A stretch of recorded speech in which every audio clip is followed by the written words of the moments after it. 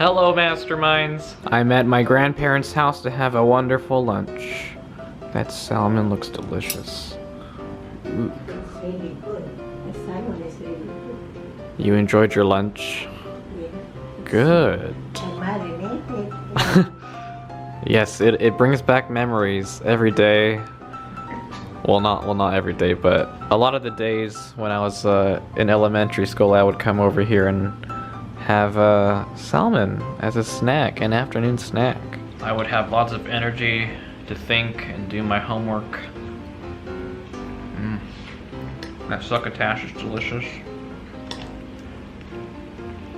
And then the salmon. The salmon. Oh, yes.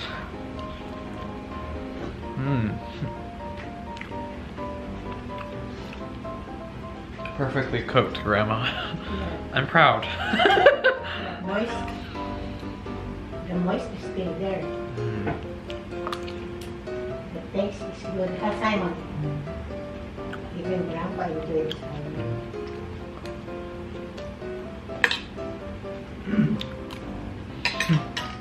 Nice and pink.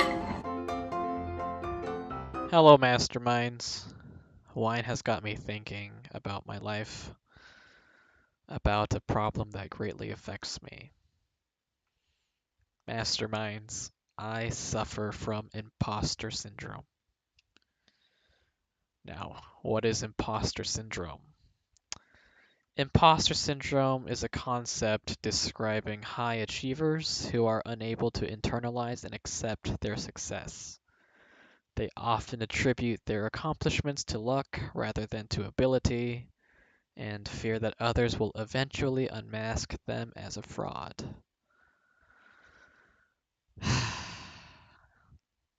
You can think of it as like a ticking time bomb in my mind. It's when anxiety, perfectionism, self doubt, fear of failure, and expectations from others, society, and most significantly from myself are operating as a collective force that drives my thoughts and behavior. This article will help you understand what's going on, the subtypes of imposter syndrome.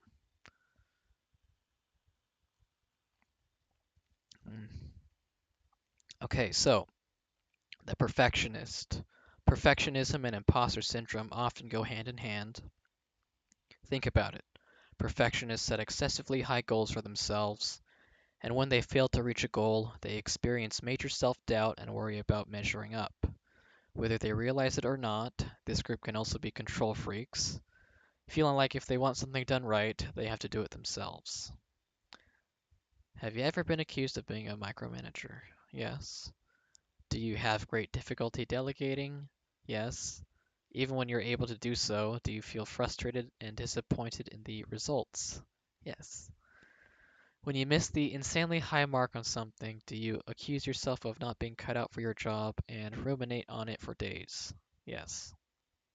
Do you feel like your work must be 100% perfect 100% of the time? Yes. For this type, success is rarely satisfying because they believe they could have done even better, but that's neither productive nor healthy. Owning and celebrating achievements is essential if you want to avoid burnout, find contentment, and cultivate self-confidence.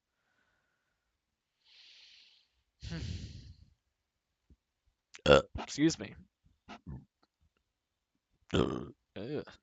Subtype 2, the Superman.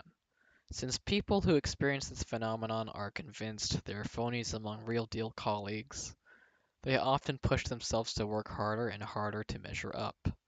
But this is just a false cover up for their insecurities, and the work overload may harm not only their own mental health, but also their relationships with others. Do you stay later at the office than the rest of your team, even past the point that you've completed that day's necessary work? Yeah. When I was working in Washington, D.C., I took my work home. Constantly. Do you get stressed when you're not working and find downtime completely wasteful? That depends. It's not it partly. Have you let your hobbies and passions fall by the wayside, sacrificed to work? Not currently. I know that when I do work, that's going to happen probably. Do you feel like you haven't truly earned your title, despite numerous degrees and achievements, so you feel pressed to work harder and longer than those around you to prove your worth? Yeah. Imposter workaholics are actually addicted to the validation that comes from working, not to the work itself. Interesting. The natural genius. People who struggle with this, who are also natural geniuses, judge success based on their abilities as opposed to their efforts. In other words, if they have to work hard at something, they assume they must be bad at it. These types of imposters set their internal bar impossibly high, just like perfectionists, but natural genius types don't just judge themselves based on ridiculous expectations. They also judge themselves based on getting things right on the first try. When they're not able to do something quickly or fluently, their alarm sounds.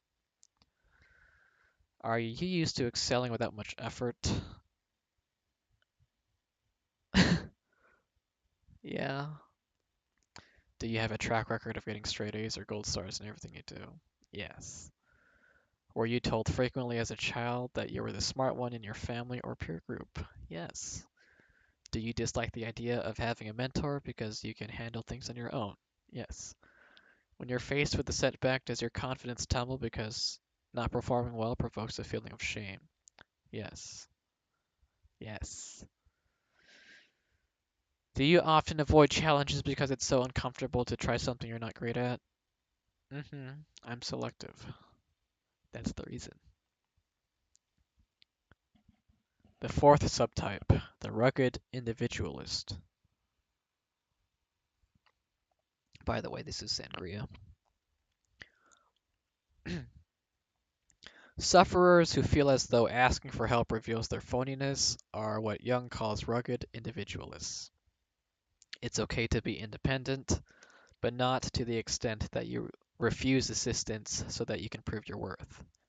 Do you firmly feel that you need to accomplish things on your own? Yeah. I don't need anyone's help. Does that sound like you? No. It's just hard for me to ask for help because that's a challenge in itself for me. I know I need help. Do you frame requests in terms of the requirements of the project rather than your needs as a person? Yeah.